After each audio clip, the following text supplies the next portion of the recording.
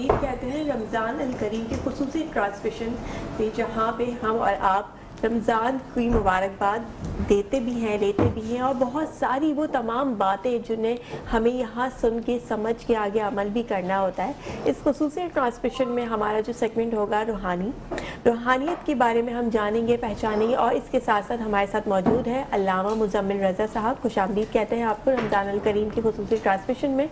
अल्लामा साहब, मैं जानना चाहूँगी कि हमारी इस जो पूरी माशाल्लाह रमज़ान की जो खुसूसी दिन होते हैं, ख़ास दिन होते हैं, इनमें बहुत सारे ऐसे लोग हैं अभी तक जिन्हें अभी नहीं पता कि हम उसमें क्या इबादत करें और कौन से ऐसे वज़ाइफ पे पढ़ें और उन पे अमल भी किया जाए। तो कुछ ऐसे सेलेक्टेड कुछ ऐसी जो दुआएं हैं जिन्हें हम कम से कम पढ़ के और ज़्यादा से ज़्यादा फ़वाइद हासिल कर सकते हैं।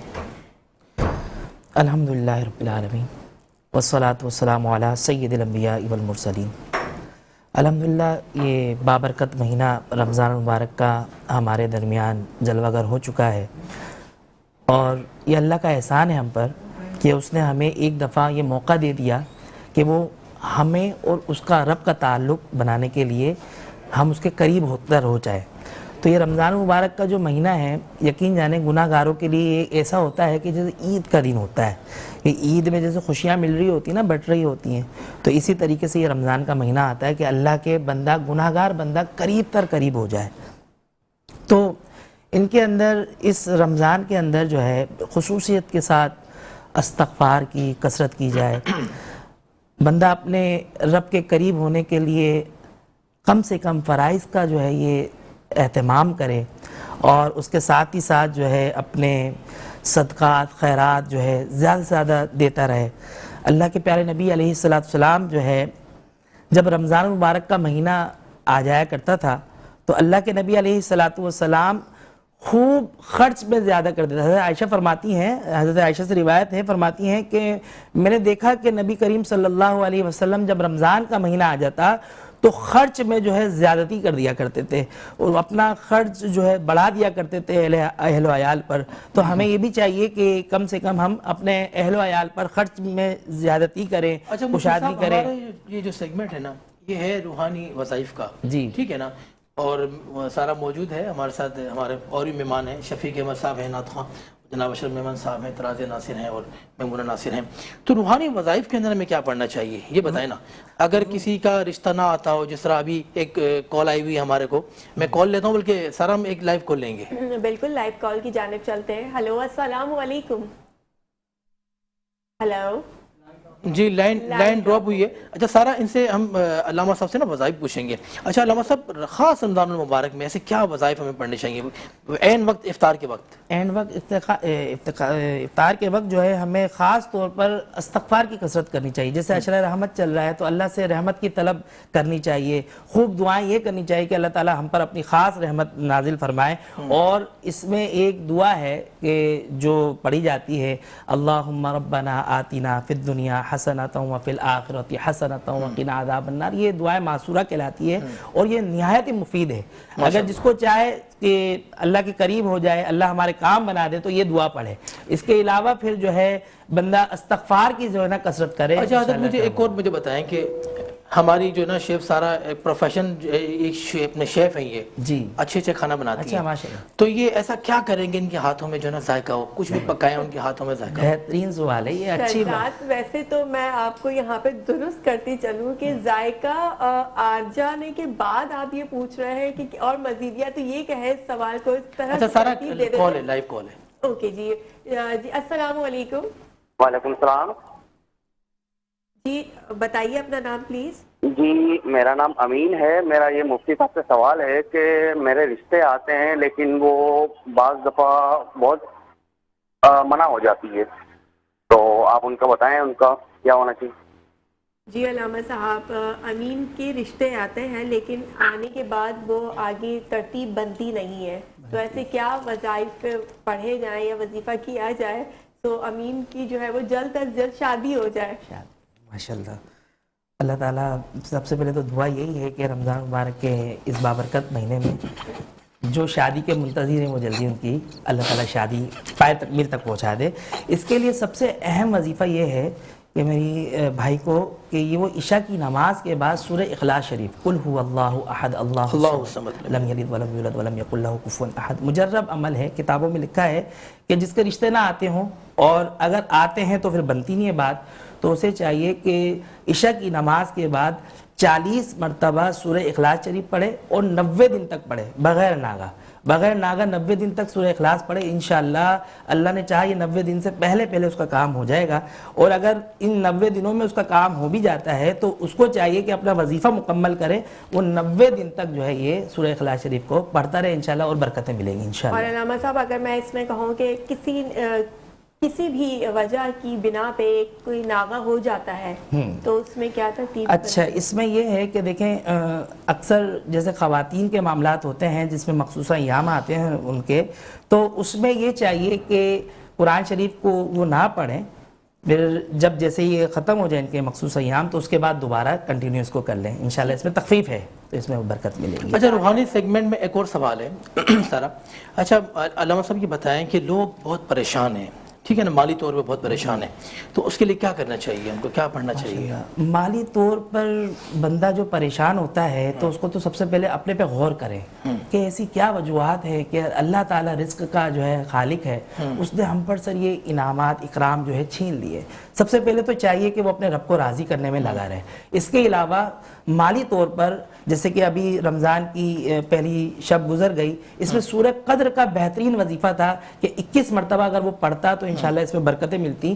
مگر یاد رکھیں کہ پورے رمضان میں اگر یہ 21 مرتبہ پڑھے, یعنی روزانہ کی بنیاد پر پورے رمضان یہ وظیفہ کر لے سورہ قدر کا, انا انزلناہ فی لیلۃ القدر, اگر 21 دفعہ پڑھے انشاءاللہ اس میں برکت ہوگی. اس کے علاوہ 26ویں سپارے میں ایک قرآن مجید فرقان حمید کی سورت ہے سورۃ الفتح, اگر وہ روزانہ کی بنیاد پر ایک دفعہ پڑھ لے تو انشاءاللہ اس کے رزق میں فراوانی ہونے شروع ہو جائے گی ماشاءاللہ. اس کے علاوہ ایک وظیفہ اور بھی ہے, اگر وہ یہ سب سے نہایت مجرب ہے اور آسان بھی ہے اور لوگوں کو اس سے بہت فائدہ ہوا ہے. کتابوں میں اس وظیفے کے حوالے سے لکھا ہے کہ جو شخص اگر سورہ کوثر اگر 100 مرتبہ روزانہ کی بنیاد پہ پڑھ لیا کرے تو انشاءاللہ اس کے رزق میں فراوانی ہونا شروع ہو جائے. ماشاءاللہ ماشاءاللہ. اچھا, ہمارے مہمان میں چاہوں گا کہ اچھا اپنا اشرف مہمان صاحب, آپ روحانی وظائف میں کچھ پوچھنا چاہیں؟ ہاں, اصل بات یہ ہے کہ یہ تو مالی پریشانی کی بات انہوں نے کر دی, رشتوں والی بات کر دی. اچھا, ہوتا کیا ہے کہ لوگ بیمار ہوتے ہیں نا زیادہ, بہت سے گھروں میں پریشانیاں ہوتی ہیں بیماری کی وجہ سے, تو جیسے ہوتا ہے کہ بھئی نظر حسد اس طرح کی چیزیں بڑی بھی ہوتی ہیں. تو اس سلسلے میں آپ کوئی روحانی وظیفہ دیں تاکہ لوگ یہ جو بلائیں ہیں وہ دور ہو جائیں. لوگ پریشان ایک تو رزق کی وجہ سے ہیں, ایک بچوں کی شادی کی وجہ سے, اور تیسرا ہے بیماریوں کی وجہ سے. اچھا اشرف, ناصارہ ایک کال ہے ہمارے ساتھ. بالکل. السلام علیکم. آئی تھنک لائن ڈراپ ہو گئی. جی اشرف بھائی, کیا کہہ رہے تھے آپ؟ ہاں, تو اس سلسلے میں آپ ذرا بیان کریں کہ کیا اس میں صحیح کہہ رہے ہیں کہ یہ بیماری کی وجہ سے اکثر لوگ پریشان ہوتے ہیں, اور خاص طور پر وہ طبقہ کہ جن کے پاس علاج کرانے کے پیسے نہیں ہوتے, وہ بیچارے اسپتالوں کے چکر مار کے وہ ایسے ہی آدھے ہو جاتے ہیں. تو اس میں یاد رکھیے کہ بیماری جو ہے نا 2 طریقے کی ہوتی ہے, ایک ہوتی ہے جسمانی طریقے کی, ایک ہوتی ہے روحانی طریقے کی. اگر جسمانی طور پر بندہ بیمار ہوتا ہے تو وہ دوائیوں سے اثر ہو جاتا ہے, مگر ایک ایسا بیمار ہوتا ہے کہ جب وہ دوائیاں بھی لے رہا ہو اس کے بعد بھی جو ہے اس کو شفا نہیں مل رہی ہوتی ہے, یعنی کہ افاقہ نہیں ہو رہا ہوتا اس کو. تو میرے ہر دیکھنے سننے والے کو یہ ہے کہ اگر یہ عمل ہر کوئی بھی بندہ اگر یہ کر لے نا, ہفتے میں اگر 1 دفعہ کر لے, انشاءاللہ میں کہتا ہوں آپ سے کہ وہ ڈاکٹروں سے محفوظ ہو جائے گا. انشاءاللہ ڈاکٹروں سے محفوظ ہو جائے گا. سورہ فلق اور سورہ ناس 2 صورتیں ہیں, بڑی پیاری صورتیں ہیں قرآن مجید فرقان حمید کی. سورہ فلق سورہ ناس 41 دفعہ پڑھے, 41 ٹائم پڑھے. 1 لیٹر پانی کی بوٹل ہے, اس میں دم کر لے, پہلے اچھے سے صاف ستھرا ہو کے غسل کر لے, پھر وہ جو پڑا ہوا پانی ہے, جو دم کیا ہوا پانی ہے, وہ کسی ٹپ میں کھڑا ہو کے اپنے پہ وہ پانی بہا لے. وہ پانی نالی میں نہ جائے, وہ پانی جو ہے پھر آپ کسی دیوار پر یا پلانٹس وغیرہ پہ جو ہے ڈال دیں. تو انشاءاللہ یہ عمل کرنے سے روحانی طور پر جو اگر اس کی بیماری ہوگی, یہاں تک کہ لکھا ہے کہ اگر اس پہ کوئی جنات کے معاملات ہیں, جادو ہے, بندش ہے, تو یہ سب چیزیں بھی اس کی کٹیں گی اگر سورہ فلق اور ناس کا غسل کرے. اسے کہتے ہیں روحانی غسل. تو یہ اگر روحانی غسل کرنے کے عادی ہو جائیں ہفتے میں ایک دفعہ تو انشاءاللہ ان چیزوں سے ان کی جان چھوڑ جائے گی. ماشاءاللہ ماشاءاللہ بہت خوبصورت. یہ سیگمنٹ ہمارا یہاں ختم ہوا. ہم چاہیں گے کہ شفیق احمد صاحب کی ہم نعت لیں گے اور وہیں سے ہم جائیں گے وقفے پر, اور وقفے کے بعد جب ہم آئیں گے تو ہمارا سیگمنٹ ہوگا نور جمال مصطفیٰ, آپ دیکھیں گے انشاءاللہ. جی شفیق بھائی, حضور کی بارگاہ میں ہدیہ نعت.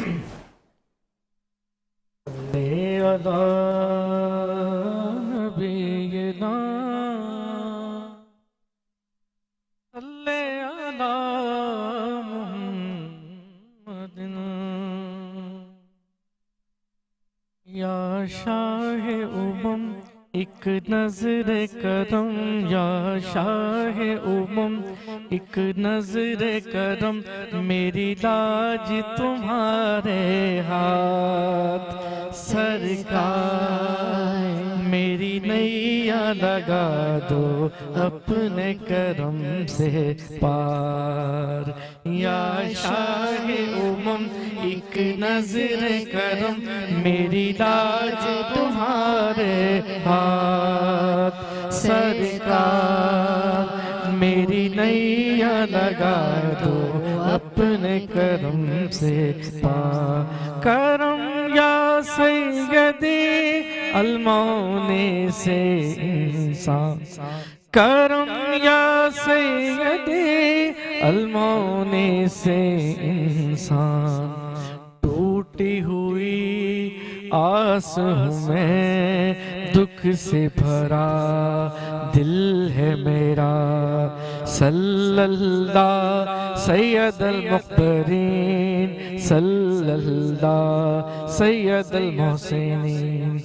نظر کرم بہر خدا کوئی نہیں تیرے سوا, صلی اللہ سید المقبرین, صلی اللہ سید المحسنین. غم خار جہاں, غم خار جہاں, تسکین جہاں, ایک شب تو مجھے بھی ہو دیدار, میری نیا لگا دو اپنے کرم سے پار. ٹوٹی ہوئی باغ ارم شہر تیرا, جس کی ہوا مشک خود, باغ ارم شہر تیرا, جس کی ہوا مشک ختن. صلی اللہ سید المخبرین, صلی اللہ سید المحسنین.